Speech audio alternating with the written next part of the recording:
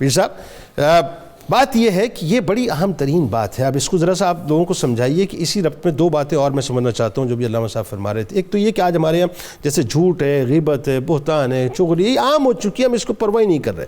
دوسرا یہ کہ عبادت میں بڑے بڑے احتیاط کرنے والے، سوری ٹو سے، چونکہ ریلیونس آپ سے اس سوال کی بنتی بھی ہے. میں نے بڑے بڑے مشائخ دیکھے، خانقاہوں کے لوگ دیکھے، علماء دیکھے، یعنی زبان پہ احتیاط ہی نہیں ہے صاحب، عبادتوں کی بڑی باتیں ہو رہی ہیں. پھر سوشل میڈیا نے جو تباہی مچائی ہے آپ دیکھیے. پھر ایک اور بات جو ہماری رولنگ ایلیٹ ہے، سیاسی رہنما، یعنی ایک عام آدمی دیکھ رہا ہے بھئی میرا جو لیڈر ہے وہ تو صاحب آتا ہے ٹی وی کے اوپر اور گالیاں دیتا ہے اور ایک دوسرے کی کریکٹر اسیسینیشن کرتا ہے. کہاں پہ کھڑے ہیں ہم صاحب، یہ بتائیے. بسم اللہ الرحمن الرحیم. جنید بھائی، جس طرح کہ آپ نے مینشن کیا کہ یہ زبان جو ہے یہ بہت سی خوبیوں کا مرکز بھی بنتی ہے اور بہت سی برائیوں کا مرکز بھی بنتی ہے. سیدھی رہی تو پھر بھی کمال ہے، الٹی ہو جائے تو پھر بھی حد کر دیتی ہے.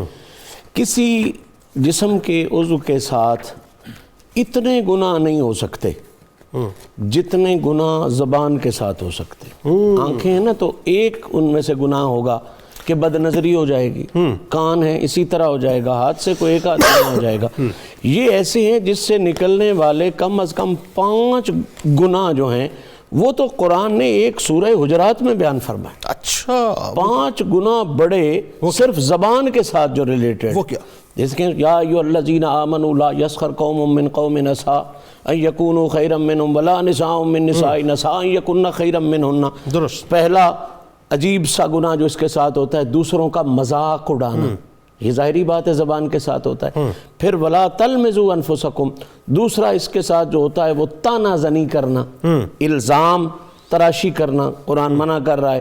ولا تنابزوا بالالقاب، لوگوں کے برے نام رکھنا جن کو آپ نک نام کے لبادے میں عام کر رہے ہوتے ہو کہ یہ جی نک نام ہے، لیکن نام وہ برا ہوتا ہے. اسی طرح پھر آگے چلتے ہو تو غیبت اتنا بڑا گناہ ہے. سرکار نے کیا فرمایا اور قرآن نے کیا کہا اس کا تعلق بھی اس کے ساتھ ہے. اور پھر ایک خاص سورہ حجرات کی ابتدا میں جو ہے تو حضور کی ذات کے ساتھ خاص وہ حکم، لیکن بہرحال اس کا آج بھی اتنا ہی ضرورت ہے. وہ یہ ہے کہ بلند زبان سے بولنا، تڑک تڑک کے بولنا، یہ بے ادبی کے زمرے میں آتا ہے. مشائخ کی بے ادبی، اپنے والدین کی بے ادبی، اور پھر جھوٹ بھی اسی کے ساتھ منسلک ہے. تو اتنے گناہ جو ہیں وہ صرف ایک زبان کے ساتھ منسلک ہے. اور ہماری بدقسمتی یہ ہے کہ آج ہم نے وہ سارے کے سارے گناہ خوبیاں بنا کے اپنے وجودوں میں ڈال لیے. اس وقت آپ پورا معاشرہ پھر رہے ہیں، کیا عام آدمی ہے، کیا ایلیٹ کلاس ہے، کیا مشائخ ہیں، کیا شیوخ الحدیث ہیں، کیا تاجر طبقہ، جو بھی طبقہ ہائے معاشرہ ہیں وہ ہم لوگ بھر گئے ہیں اس سے، ہے نا. جھوٹ ہم میں ہے، مطلب میں غلط کلیم تو نہیں کرتا، قطعاً نہیں. غیبت ہم میں ہے، الزام تراشی ایسی ہے، اور سب سے بڑھ کر یہ جو فحش گوئی ہے جس کو تو ہم سمجھتے ہی کچھ نہیں ہے نا، یہ تو کوئی عیب ہی نہیں. چلو الزام کو پھر بھی کچھ نہ کچھ الزام سمجھ لیتے ہیں، لیکن دو باتیں تو ایسی ہیں جن کو ہم عیب ہی نہیں سمجھتے. بالکل ایسا. ایک تو کسی کا گلہ کرنا، یہ فیشن ہو چکا، بالکل ٹھیک ہے، اس کو ہم عیب نہیں سمجھتے. وہ کیا کہتا ہے کہ وائے ناکامی متائے کارواں جاتا رہا، کارواں کے دل سے احساس زیاں جاتا رہا. جب تک کسی عیب کو عیب سمجھا جائے بچنے کی گنجائش. اب عیب کو عیب ہی نہیں سمجھ رہے. مسئلہ یہ ہو گیا ہے کہ اب گلے کو گلہ عیب نہیں. آپ کو حیران کن بات بتائیے، جو میمز کا سلسلہ آج کل شروع ہوا ہے، آپ سامنے کلام کی معذرت، میمز کا جو سلسلہ شروع ہوا ہے آج کل سوشل میڈیا، آپ دیکھیے یعنی وہ جو بہتان، وہ جو ہم لوگوں کی غیبتیں کر رہے تھے پوسٹ کے اوپر، اب بعد اس سے آگے نکل کے کریکٹر اسیسینیشن کر رہے ہیں. اب مزے کی بات ہے اس کریکٹر اسیسینیشن کے پیسے کما رہے ہیں باقاعدہ لوگ، اس کو ذریعہ روزگار بنا لیا. وہی عرض کر رہے ہیں نا کہ غیبت اتنی عام ہو گئی ہے، اور میں سمجھتا ہوں معاشرے کا یہ بہت بڑا عیب ہے اور یہی تباہی کا سبب بنا. آپ میرے سامنے بیٹھے، سامنے بیٹھ کے قربان ہو گئے جی، صدقے ہو گئے آپ پر، ابھی آپ اٹھے نہیں، ابھی قبر آپ کی نظر آ رہی ہے، تو بعد میں ہو جائے گا کیا فضول آدمی ہے، بکواس آدمی. یہ ہمارا فیشن ہو چکا ہے بڑے سے لے کے چھوٹے تک.